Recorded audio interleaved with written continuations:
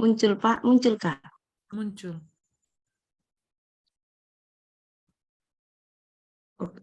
Selamat pagi, Nogu. Pagi, Bu. Pagi, Bu. Kenapa ketus kali nih, Bu Darwisa? Belum makan nih. Kakak Nogu Darwisa. Belum makan ya, Nogu ya? Iya, ini lagi makan. Makan kita, Bu. Makan, tapi kita lagi di kelas ini, Nogu. Oke.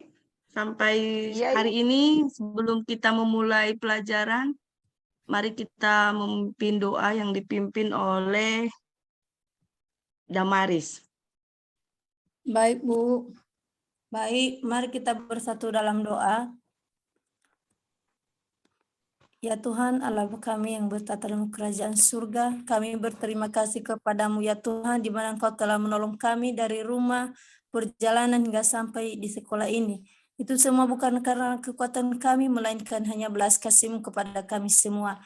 Ya Bapa, kami serahkan segala kegiatan kami pada hari ini, biarlah Engkau memberkati semua. Dalam nama Bapa kami Putra dan Roh Kudus. Amin. Lagi merekam kan, Kak? Masih kan? Ya, lanjut. Ya, oke. Lanjut, Bu. Terima kasih, Nogu. Sehat kabarnya kan, Nogu? Sehat, Bu. Oke, kalau sehat sampai di sini. Kita hari ini belajar tentang cerpen. Tapi cerpen kita ada 2 kali pertemuan, Nogu. Yang pertama kita tentang menentukan dan menganalisis cerpen. Baru nanti di pertemuan selanjutnya kita tentang menyusun cerpen dan mempresentasikan cerpen. Oke, jadi sekarang kita masuk menentukan dan menganalisis cerpen, unsur pembangun cerpen. Sebelumnya saya mau absen dulu ya, kita ya. Mana tahu ada teman kita yang terlambat atau tidak hadir pada pagi hari ini.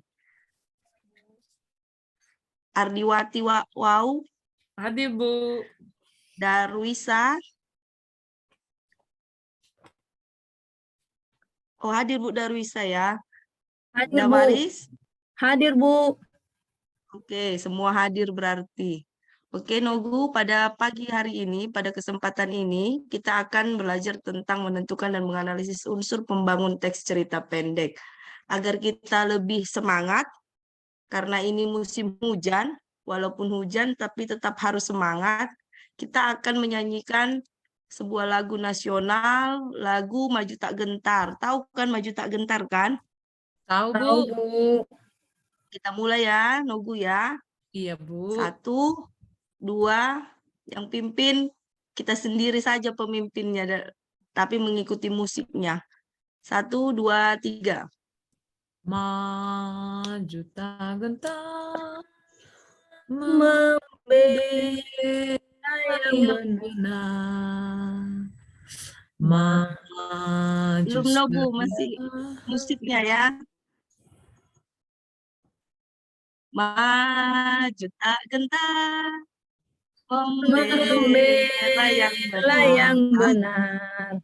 Maju tak Tak gentar, Kita diserang, diserang. Maju serang, mengusir penyerang. Maju serentak, tentu kita kita menang. bergerak Bergerak serentak, menerkam menerjang tak gentar, menyerang, majulah, menang. menang.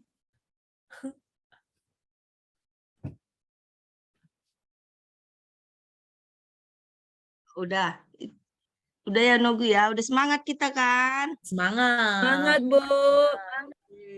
Oke, saya akan memulai menjelaskan kompetensi dasar dan indikator pencapaian pada materi kita hari ini, yaitu tentang menganalisis unsur pembangun cerpen dari buku kumpulan cerpen.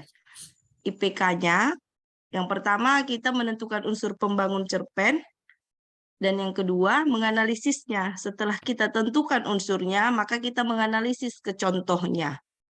Oke, kita masuk yang ketiga. Selanjutnya adalah tentang tujuan pembelajarannya. Apa yang akan kita ambil setelah kita mempelajari tentang unsur pembangun cerpen ini? Yang pertama, setelah kita mengamati video, memahami bahan ajar, atau bahkan berdiskusi dengan peserta didik ini, kita akan dapat menentukan unsur-unsur pembangun cerpen tadi.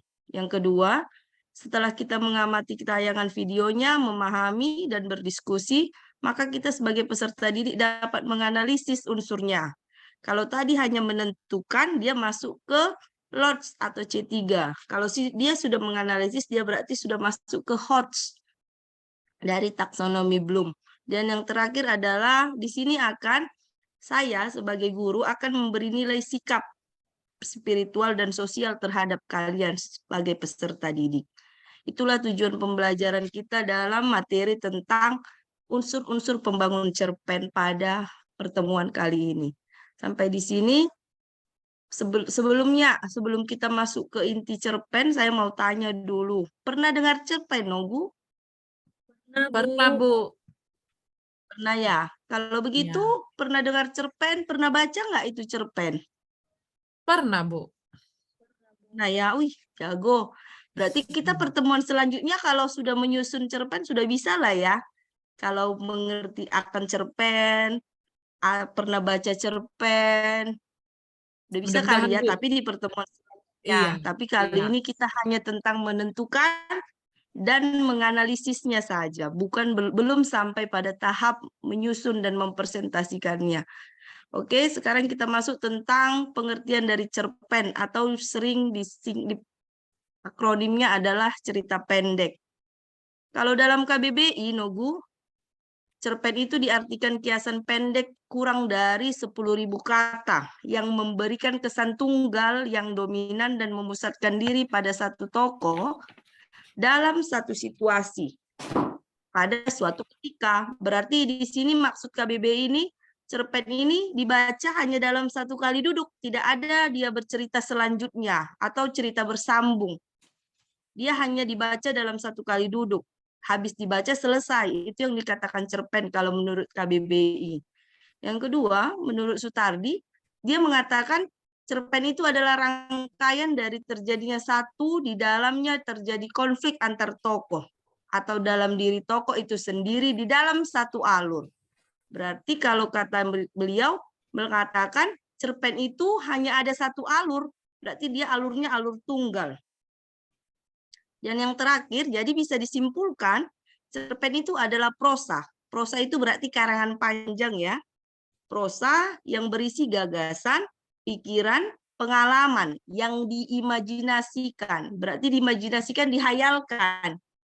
Yang membentuk suatu peristiwa dengan satu peristiwa puncak. Oke, dari sini pengertian. Ada bisa atau ada yang ingin bertanya? Paham? Paham, Bu. Oke, mantap. Kita masuk ke ciri-ciri cerpen. Ada beberapa ciri-ciri cerpen. Yang pertama, jumlah kata tidak kurang dari 10.000 kata. Yang kedua, porsinya penulis singkat dibandingkan dengan novel. Kalau novel dia per bab-bab, sedangkan di dalam cerpen tidak, singkat. Namanya cerita pendek. Yang ketiga, kebanyakan mempunyai isi cerita yang menggambarkan kehidupan kita sehari-hari. Yang keempat, mencerminkan semua kisah tokoh. Yang selanjutnya, tokoh yang diceritakan dalam cerpen mengalami satu konflik pada saat tahap penyelesaian. Yang selanjutnya, pilihan katanya sederhana sehingga memudahkan kita pembaca untuk memahaminya. Yang terakhir bersifat fiktif. Tahu fiktif ya? Tahu, Bu. Tahu, Bu. Apa itu fiktif? Benar-benar Tidak benar. terjadi. Tidak benar. Tidak benar. tidak benar. Karena dia berimajinasi. Iya, Bu. Karena dia kan menghayalkan. Bisa dihayalkan, bisa juga tidak dihayalkan. Sudah menceritakan satu kejadian saja dan memiliki satu alur tunggal. Tadi kan sudah dikatakan sama tokoh Sutarni, dia memiliki satu alur tunggal. Alur itu jalan cerita atau plot namanya. Dan yang selanjutnya membaca tidak membutuhkan waktu lama karena dia dalam satu kali duduk. Maksudnya satu kali duduk itu ya dibaca sekali aja selesai, nggak ada bersambung-sambungnya. Sudah? Yang terakhir adalah memberikan kesan dan pesan yang sangat mendalam kepada pembaca akan ikut merasakan kesan yang ada di dalam cerita tersebut. Seakan-akan kita, pembaca, ikut di dalam cerita tersebut. Paham dong, Bu? Sampai di ciri-ciri? Paham, Bu? Paham ya? Oke, Iya, Bu. kita masuk ke yang intinya. Yang tadi kan menganalisis dan menentukan dan menganalisis dari unsur pembangun. Setiap karya sastra itu ada dua unsur ya, baik dia puisi, baik dia drama, baik dia novel, baik dia pantun, atau apapun itu, ada dua unsur. Unsur intrinsik dan unsur ekstrinsik. Atau kalau dia di puisi dikatakan unsur batin dan unsur fisik. Sekarang, kalau di dalam teks cerpen ini dia hanya satu unsur pembangunnya saja, dia hanya unsur intrinsiknya aja yang lebih diperdalam. Kalau unsur X itu berarti unsur yang membangun dari luar cerpen itu nanti bukan di dalam salah satu unsur pembangun, tapi di sini unsur pembangunnya adalah unsur pembangun cerpen itu, the king-nya, ucrit, tolak, teman, takur, suga. Sudah saya kasih konsep menghafalnya ya, Nogu ya. Unsur pembangun dari cerita pendek itu unsur the king-nya, cara cepatnya, ucrit, tolak, teman, takur, suga. Saya ulang sekali lagi, ucrit, tolak, teman, takur, suga. Maksudnya apa itu, Bu? Ucrit, tolak, teman, takur, suga. Ya kan? Unsur cerita itu berarti ucrit ya. Unsur cerita. Yang pertama, tokoh. Yang kedua, latar. Yang ketiga, tema. Yang keempat, amanat. Yang selanjutnya, watak atau penokohan atau perwatakan. Alur atau plot. Sudut pandang. Dan yang terakhir, gaya bahasa. Oke, saya kasih sekali lagi unsur pembangun cerita pendek, ucrit, tolak, teman, takur, suga. Unsur cerita, tokoh, latar, tema, amanat, watak, alur, sudut pandang, dan gaya bahasa. Oke, sekarang penjelasannya. Apa itu, Bu? Tolak, teman, takur, suga. Apa itu tokoh? Apa itu latar? Apa itu tema, amanat, watak, alur, sudut pandang, atau bahkan gaya bahasa. Oke, yang pertama tadi tokoh. Tokoh berarti pemain atau pelaku yang ada di dalam cerita tersebut. Sudah? Tokoh terbagi dua deh, Nogu ya. Yang pertama, tokoh utama dan tokoh pembantu. Maksudnya pembantu di sini apa ya, Bu ya? Pembantu dia, Bu, maksudnya dia di dalam cerita pendek itu berperan sebagai pembantu gitu, Bu. Babu, bukan. Kalau dia tokoh utama, Nogu, berarti dia yang sering diceritakan di dalam cerita pendek tersebut. Yang sering muncul. Sedangkan tokoh pembantu bukan berperan sebagai pembantu, bukan ya. Tetapi membantu si tokoh utama. Selanjutnya, latar. Latar itu berarti keterangan yang ada di dalam cerita pendek tersebut. Latar terbagi 3. WTS, waktu, tempat, suasana. Latar waktu berarti keterangan tentang proses atau waktu yang ada di dalam cerita. Berarti tentang jam, keadaan bagaimana situasinya, pagi, siang, sore, malam, itulah waktu. Pukul berapa dia. Sedangkan tempat berarti lokasi yang ada di dalam cerita pendek tersebut. Suasana berarti suatu peristiwa yang menggambarkan keadaannya. Menegangkankah? Menakutkankah? Bahagiakah? Happy ending kah? Atau sad ending kah? Itu yang dikatakan dengan suasana. Yang terakhir, yang ketiga, tema. Tema berarti ide atau dasar sebuah cerita. Hati-hati. Beda tema, beda judul. Gitu ya. Jangan disamakan antara tema dengan judul, Nogu. Kalau tema berarti dia dasar. Sedangkan judul itu berarti kepala karangan. Jadi kalau tema bukan sama dengan judul, beda. Kalau dia tema, lebih luas karena dia harus kita baca dulu baru kita tahu apa temanya. Sedangkan judul dia kan hanya kepala, namanya kepala berarti di atas. Amanat atau pesan berarti yang disampaikan di dalam cerita tersebut. Pesan positif yang pasti ya Nogu. Selanjutnya watak. Watak perwatakan. Berbeda dengan tokoh. Kalau tokoh tadi pemain atau pelaku. Kalau watak berarti sifat dari si pemain tadi, sifat dari si tokoh tadi yang ada di cerita tersebut atau karakternya. Watak terbagi 3. Protagonis, antagonis, tritagonis. Kalau dia watak protagonis, berarti sifatnya yang positif. Maksudnya positif, Bu, yang baik, yang jujur, yang suka membantu, yang namanya prota, berarti yang dia baik, jujur, yang positif. Antagonis, kebalikan dari protagonis. Kalau dia tadi positif, berarti dia yang negatif, pemarah, suka mencuri atau panjang tangan, pemukul. Sedangkan tritagonis, dia sifat dan karakternya sebagai penengah. Penengah di antara prota dan anta. Karena apa bisa terjadi tritagonis? Biar cerita tersebut tidak monoton yang jahat terus, baru yang baik terus. Maka ada dia trita sebagai penengah. Dan keenam, tentang alur. Alur atau plot. Alur berarti jalan cerita atau rangkaian dalam cerita tersebut yang ada di dalam cerita pendek. Alur terbagi 3 ya. Maju, mundur, campuran. Alur maju berarti maju, mundur, campuran nggak pakai cantik ya. Nanti maju, mundur, cantik, cantik bukan ya Nogu ya. Alur berarti dia ada 3, alur maju, alur mundur, alur campuran. Ya, atau maju mundur, tapi tak pakai cantik. Kita yang cantik. Kalau alur nggak ada yang cantik. Udah, alur maju berarti dia jalan ceritanya ke depan. Berarti dia kronologisnya ke depan. Mundur, namanya mundur berarti ada nggak mundur ke depan? Nggak ada ya. Kalau mundur berarti dia ke belakang. Berarti menceritakan masa lalu. Yang ketiga, alur campuran. Berarti jalan cerita yang menceritakan kedua-duanya. Ke depan dan masa lalu. Berarti dia di sini nggak move on. Suka mikirnya ke depan, kadang dia suka mikir ke belakang. Yang ketujuh tentang sudut pandang. Sudut pandang adalah cara si pengarang menempatkan dirinya dalam cerita pendek tersebut. Atau di posisi apa dia menceritakan cerita itu.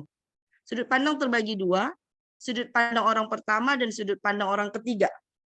Sudut pandang orang pertama berarti si pengarang atau si penulis menunjukkan dirinya sendiri di dalam cerita tersebut.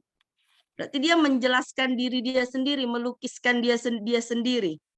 Sedangkan sudut pandang ketiga, berarti si pengarang itu atau si penulis tersebut, Nogu, menceritakan orang lain, mengisahkan tokoh dia. Berarti ada orang lain. Oke. Dan yang ke-8, kita masuk ke 8 tentang gaya bahasa. Gaya bahasa udah tahu lah ya, jelas ya. Kalau gaya bahasa itu adalah bahasa apa yang dipakai di dalam cerita tersebut. Memakai bahasa daerah kah? Atau bahasa sehari-hari kah? Atau bahkan bahasa asing yang dipakai di dalam cerita tersebut. Sampai di unsur pembangun, Nogu, ada yang mau ditanya? Karena Ya, ini Bu. intinya tadi kan. Paham ya? Paham, Bu. Oke, kalau paham, saya ulangi sekali lagi. Unsur pembangunnya adalah ucrit, tolak, teman, takur, suga. Tokoh, latar, tema, amanat, watak, alur, sudut pandang, dan gaya bahasa.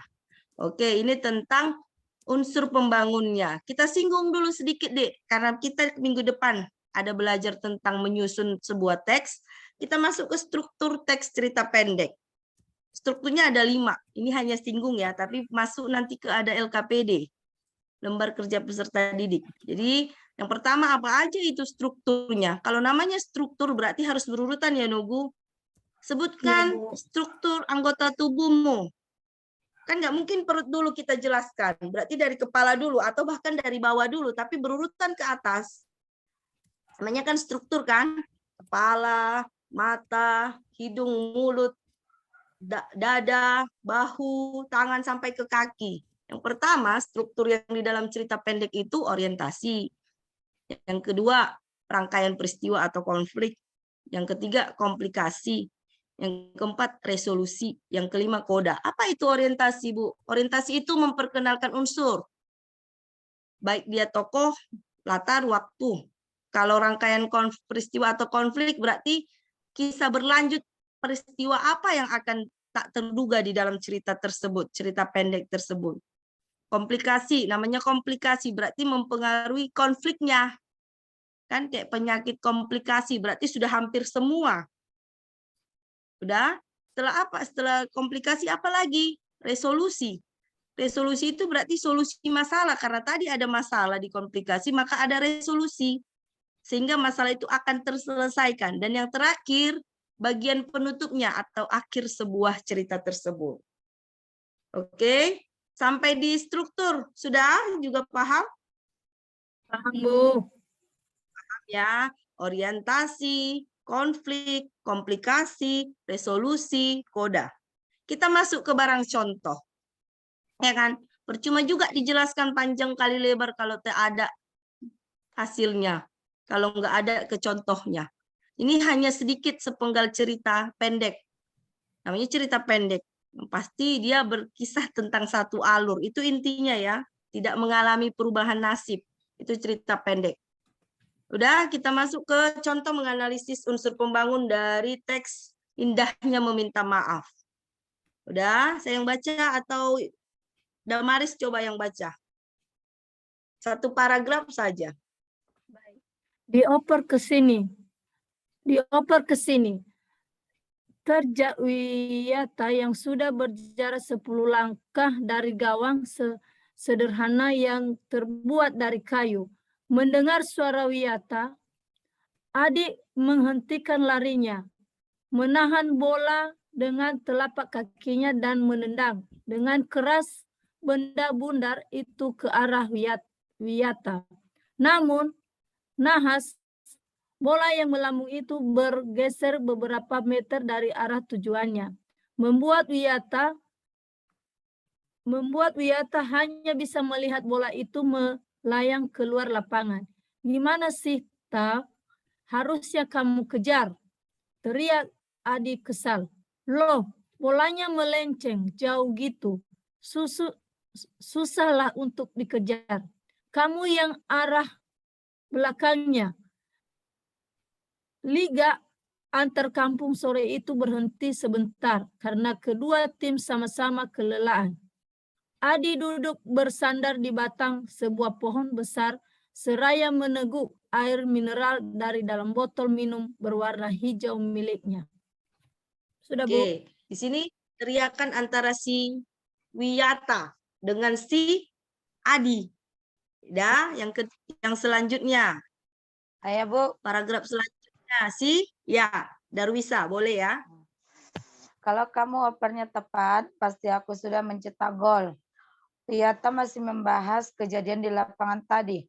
Ah, kamu saja yang tidak bisa mengejar bolanya. Kamu malas lari, ujar Adi.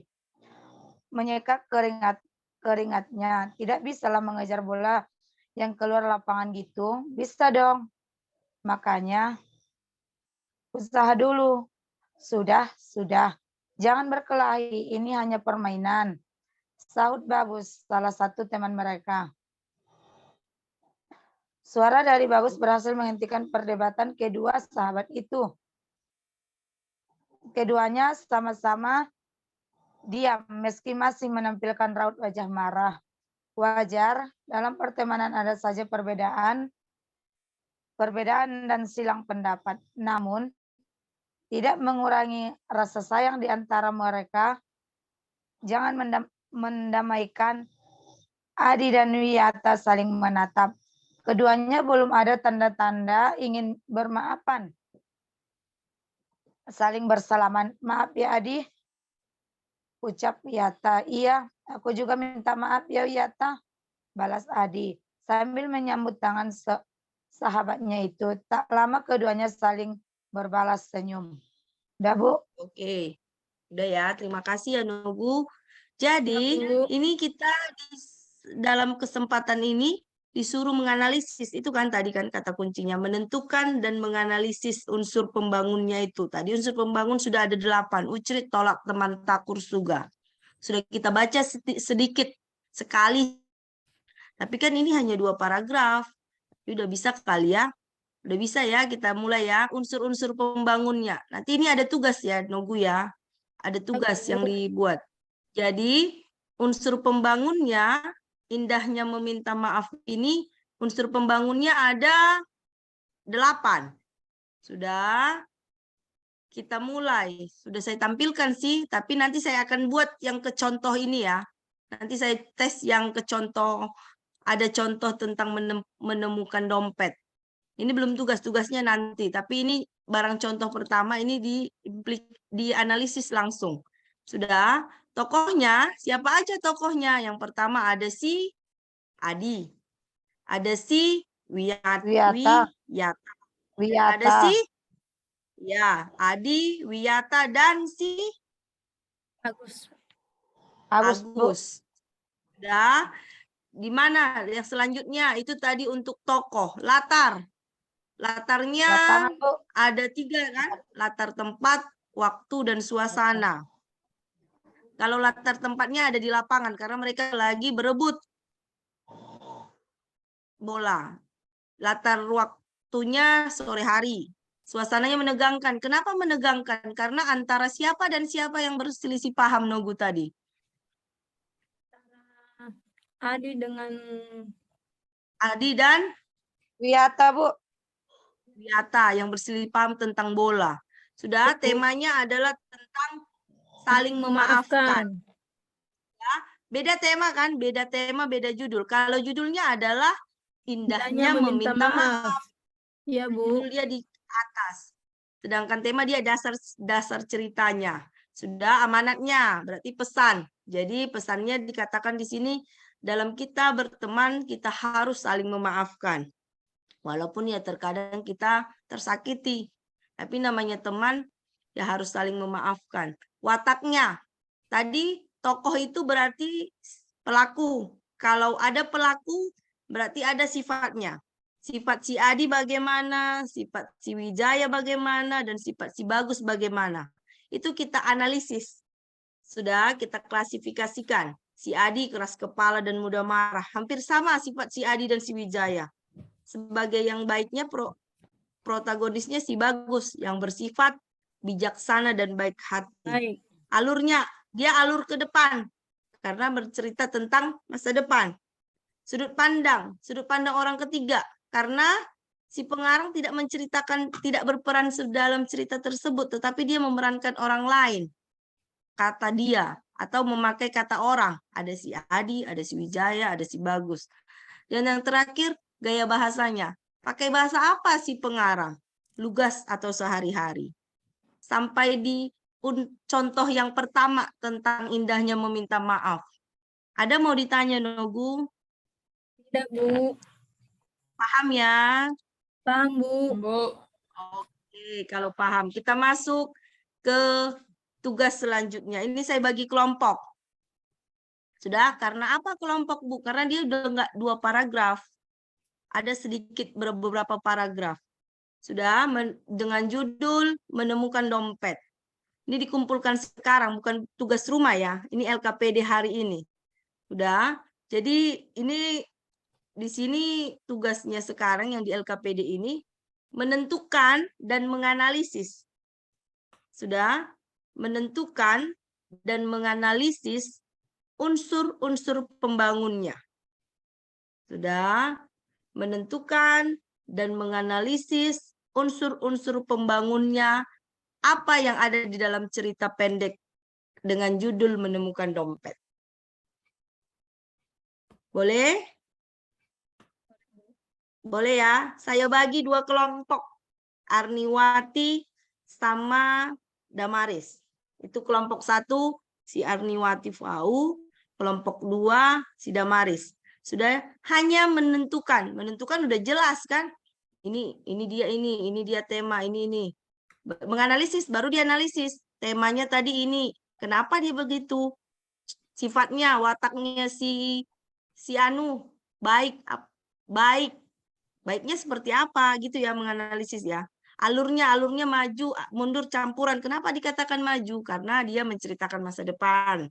Dikatakan masa lalu karena dia menceritakan ke belakang. Campuran karena dia menceritakan kedua-duanya. Paham? Paham ya, Nogu? Ayo, semangat. Oke, saya kasih waktu 5 menit. Dari sekarang. Kerjakan ya.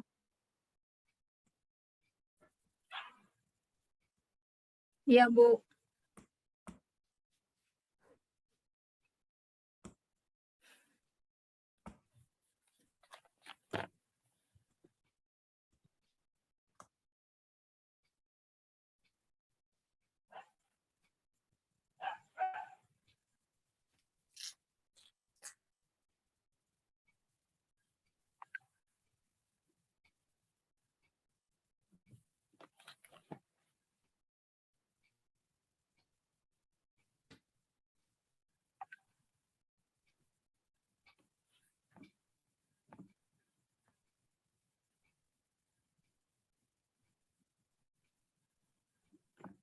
Udah siap? Pertama, tokohnya. Oke. Oh, masih dibaca ya? Iya, tokohnya, Bu. Ya, ini lagi ya sambungannya ya. Iya, Bu.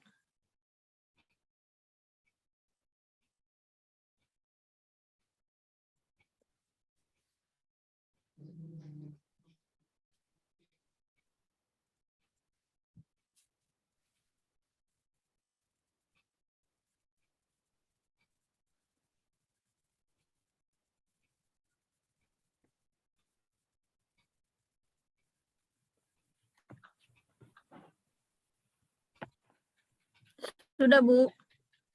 Ya, tunggu. Kelompok si Arniwati belum. Sudah nih, Bu. Udah. Dah. Cepat kali. Belum ada 5 menit nunggu. Karena Luar tadi biasa ya. menjelaskannya mantap kali. Alah, terus kayak mana lah mantapnya. Nanti tempat Ini, Bu, ujian hanya di bawah kakak. menganalisis apa ya, Bu, unsur pembangunnya saja kan, Bu. Iya, kan itu tadi ceritanya. Kita hanya menganalisis unsur pembangunnya saja. Beda kalau Berarti yang contohnya menyusun, Bu. Lama proses. iya, kalau menyusun mengarang kita ya, memikirkan lagi ya. Iya, Bu.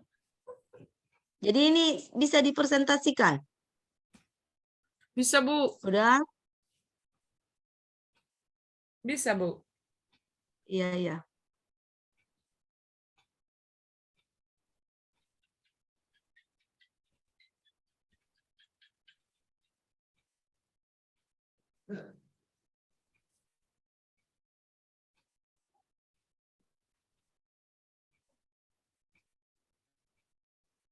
Nah, oke. Kalau sudah, kita mulai. Sudah? Saya bagi 2 aja ya. Iya, Bu. Karena tadi ada 8, berarti 4-4.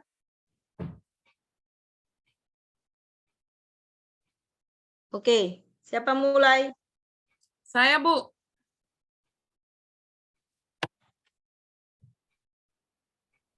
Saya, Bu. Oke, mulai. Ya, kelompok Kalau Arniwati. kalau kami dari kelompok analisis unsur-unsurnya, kalau temanya yaitu tentang kehidupan bersosial. Kalau Kehidupan bersosial. iya, tokohnya atau para pelakunya yaitu Angga dan Pak Handi. Kemudian kalau latar tempatnya itu di trotoar di rumah Pak Handi, dan latar apanya itu sedang sedih dan bahagia. Kemudian amanatnya di sana yaitu kejujuran merupakan suatu sifat yang sangat mulia dan orang yang jujur akan memperoleh balasan tersendiri. Gitu, Bu. Oke, itu ya. Kehidupan Iya. bersosial. Tokohnya si Angga dan si Handi. Iya. Latarnya trotoar. Berarti Trotoar. dia masuk ke latar Tempat. tempat, Iya, rumah, ya kan? iya. Latar waktunya bahagia dan sedih. Iya. Oke, amanatnya kejujuran adalah sifat yang sangat mulia dan orang yang jujur akan memperoleh balasannya sendiri. Oke, benar. Itu untuk tema tokoh, latar, dan amanat. Sekarang masuk ke watak, alur, sudut pandang, gaya bahasa. Sudah? Kelompoknya Bu Damaris. Wataknya Ya, di sini Bu. berarti ada dua. Wataknya Pak Angga dan wataknya Pak Handi. Gimana wataknya Pak Angga dan wataknya Pak Andi? Atau alur dulu, alurnya alur apa, Bu? Alurnya alur maju, Bu. Ya, alur maju. Karena dia menceritakan ke depan. Kalau begitu, Seterusnya, Bu, sudut pandangnya orang pertama, Bu. ya, karena menceritakan diri sendiri si pengarangnya. Gaya bahasanya, Bahasa lugas, Bu. ya, atau bahasa sehari-hari. Kalau begitu, wataknya si Angga bagaimana? Wataknya, Bu, orangnya jujur, Bu.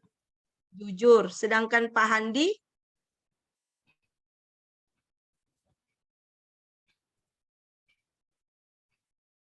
Sebentar ya, Bu.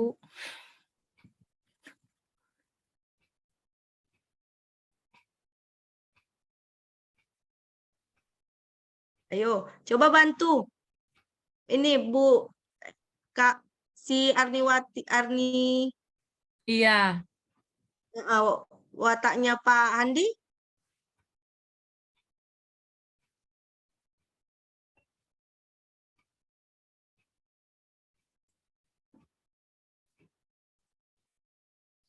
Kalau si Pak Handi itu dia orangnya wataknya baik, Bu. Penolong dia. Jujur juga. Iya, Iya, karena jujur juga, ada termasuk di jujur. paragraf ini dikatakan, iya nak, saya sangat membutuhkan karyawan yang jujur dan juga berdedikasi Iya. seperti kamu. Iya. Kalau kamu mau, pasti uang dan dompet saya yang kamu ambil tadi, kamu buang tempatnya dompetnya. Tetapi kamu lebih memilih mengembalikannya kepada saya, kata Iya. Pak Handi. Berarti dua Watak sifat mereka tersebut sama-sama baik, Bu, dan jujur. sama-sama baik. Berarti dia masuk ke sifat yang Baik. Protagonis. Protagonis. protagonis. Oke, sifat yang baik sinonim dengan protagonis. Sifat yang kebalikannya berarti masuk ke antagonis. Penengah berarti dia sebagai penengah. Kadang dia baik, kadang dia tidak baik. Atau menengahi kedua-duanya. Antara si prota dan antara si anta. Oke, Nogu, sampai di sini. Ada mau ditanya? Ya, Bu. Tidak, Bu. Pas, Paham Bu. ya?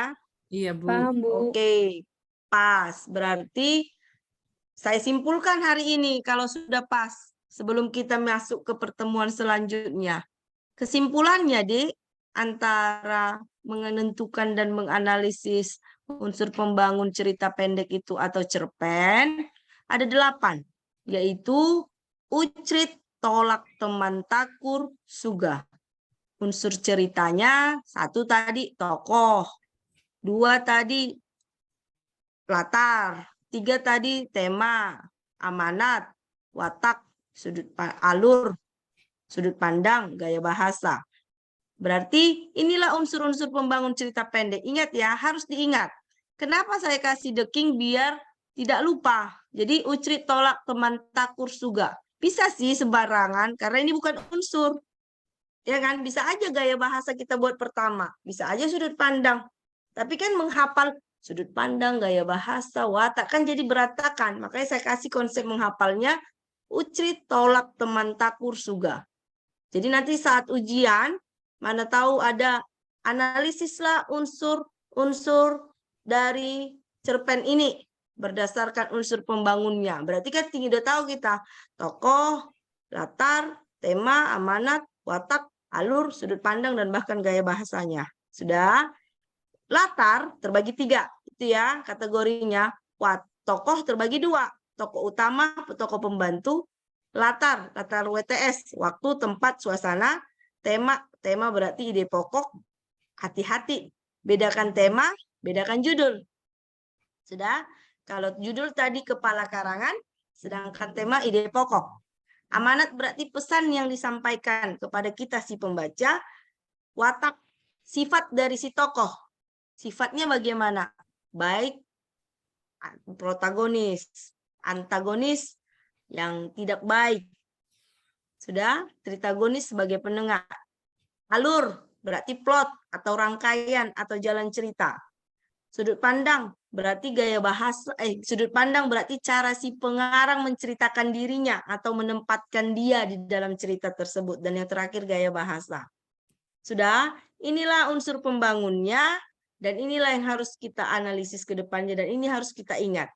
Karena temuan ke depan kita sudah menyusun. Menyusun berarti sudah mulai memikirkan menyusun cerpen. Tapi saya kasih sedikit clue kalau minggu depan itu pertemuannya menyusun cerpen tapi sedikit. Tapi ini nggak jadi tugas. Ini di saat itu juga kita buat prakteknya menyusun. Tapi saya kasih kisi-kisinya. Kata kuncinya jika dalam menyusun sebuah cerpen kita harus tahu ini. Sudah, lanjut. Dan terakhir saya tutup ya, Dek. Sampai di sini tugas. Sudah, Dek, tugasnya. Tugasnya adalah membuat, tolong dicatat ya. Ya, Bu. Tugasnya membuat sebuah cerita pendek minimal 3 paragraf, maksimal 7 paragraf. Berarti antara ke-3 ke 7 paragraf. Berarti nggak boleh kurang ya, nggak boleh kurang 3, nggak boleh lebih dari 7. Sudah? Dan tugas kamu berdasarkan yang kamu tulis, menganalisis unsurnya. Sudah? Boleh dicari di internet, tapi harus disalin tangan. Kita manual lah sekali-sekali, nggak usah harus print-print ya, kan apalagi kita tinggal di gunung. Semua terbatas. Tapi punya handphone memang, jadi boleh dicari di handphone, dicatat, tapi tetap dicatat di buku tugas. Udah, biar saya lihat dulu tulisan-tulisannya, cantik kah? Atau seperti cakar ayam kah? Seperti tulisan dokter kah? Sudah? Dan juga dianalisis. Ingat ya, dianalisis. Jangan hanya temanya. Ini. Itu hanya menentukan, tidak dianalisis. Oke, sampai sini paham? Paham, Bu. Oke, paham. Kalau begitu, kita akhiri. Sudah nunggu, tetap jaga kesehatan. Kita berjumpa lagi di pertemuan selanjutnya. Saya harap kita sehat-sehat dan kita berjumpa sampai di sini. Sebelum kita pulang, ingat nanti disapu kelasnya ya. Biar bersih, karena kita udah les terakhir. Jadi Bu. kita berdoa, tadi yang pimpin doa, Saya, Bu. Iya, berarti Bu Damaris. Karena cuma 2 kelompok kita di kelas ini. Oke, no Bu Damaris. Oh, kakak, Arniwati. Ya, Arniwati berarti yang pimpin doa. Oh iya, saya. Ayo, sebelum kita berpisah-pisah dari tempat ini, teman-teman, mari kita berdoa. Segala puji syukur hanyalah kepada Tuhan. Kami mengucap syukur dan berterima kasih atas kebaikan-Mu sehingga kami bisa mengakhiri proses belajar mengajar kami pada hari ini. Dan saatnya kami mau pulang Tuhan, Engkau jaga dan sertai kami. Dikau kami puji Tuhan, kini dan sepanjang masa. Haleluya. Amin. Oke, bubar barisan. Selamat siang, Nogu. Siang, Bu.